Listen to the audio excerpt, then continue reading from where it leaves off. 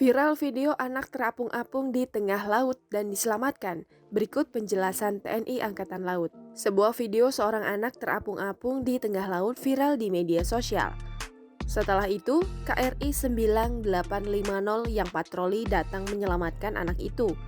Awalnya, dia mengatakan temannya yang melemparkannya dari atas kapal.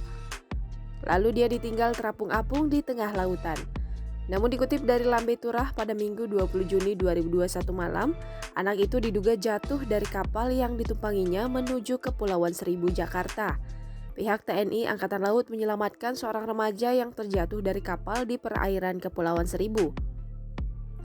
Dari pengakuan korban, dirinya terjatuh saat naik kapal penyeberangan dari Kronjo, Banten, hendak pulang menuju Pulau Harapan, Kepulauan Seribu. Bocah berusia 14 tahun itu diselamatkan oleh kapal perang TNI Angkatan Laut KRI 9850 saat berpatroli rutin sekitar di perairan barat Laut Pulau Kaki, Kepulauan Seribu. Korban selanjutnya diantarkan menuju pos TNI Angkatan Laut Untung Jawa yang selanjutnya dipertemukan dengan keluarga. Pada video itu, tampak seorang anak mengapung-apung di perairan dalam. Beruntung sang anak dapat berenang sehingga bertahan cukup lama di perairan. Kepalanya terlihat menyembul di permukaan air, sementara kaki dan tangannya terus bergerak agar bisa mengambang. Dia beruntung berhasil diselamatkan sebelum kelelahan. Adapun proses evakuasi dilakukan oleh anggota Tentara Nasional Indonesia Angkatan Laut.